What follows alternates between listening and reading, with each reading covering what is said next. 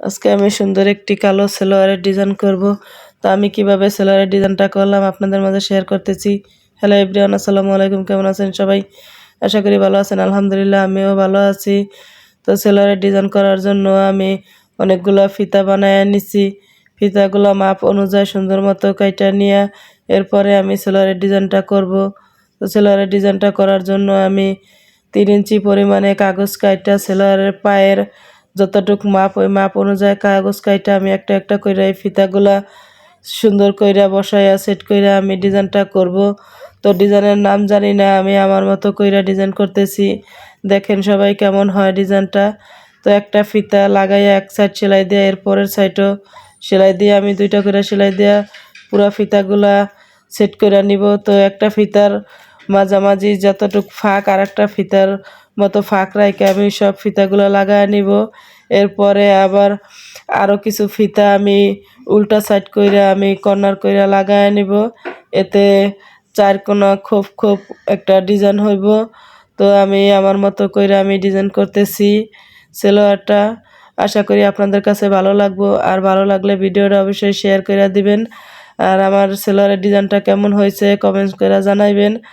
তো আমার এই যে সালোয়ারের ডিজাইনটা প্রায় করা শেষ। আমি একটা একটা কইরা ফিতা 2 দিক ঘুরাইয়া সেলাই করে নিয়েছি। এরপরে যে বাড়তি সেলাইয়ের ফিতার কাপড়গুলো এই কাপড়গুলো আমি সুন্দর মতো কাইটা নিব। এরপরে 2 ইঞ্চি পরিমাণে কালো কাপড় নিয়ে 2 ভাঁজ কইরা আমি সুন্দর মতো কুচি দিয়া সেলাই কইরা নিব ঘন কইরা। সালোয়ারের নিচে কুচি দেওয়ার জন্য শুধু ডিজাইন হইলে তো ভালো লাগবে না, এর সাথে কুচি দিলে সালোয়ারের ডিজাইনটা আরো অনেক সুন্দর হইব।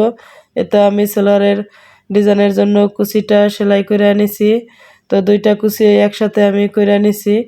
এরপরে এই ডিজাইনের উপরে কুচিটা উপর সাইড দিয়া সুন্দর মতো সেলাই করে দিয়া এর উপরে 2টা চাপ সেলাই দিয়ে নিব।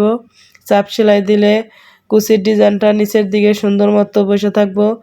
আর চাপ সেলাই না দিলে আর কুচিগুলো উল্টা উল্টা থাকে, এতে ভালো দেখা যায় না।